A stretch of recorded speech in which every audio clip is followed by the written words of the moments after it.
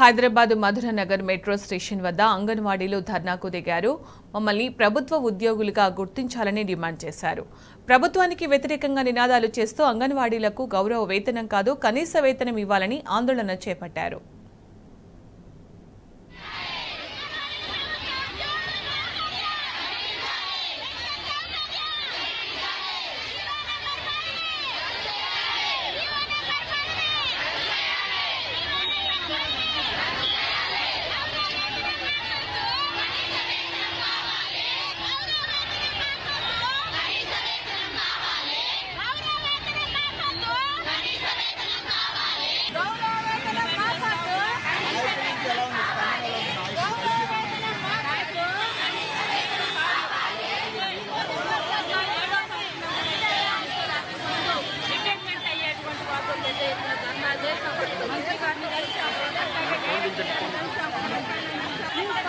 Thank you.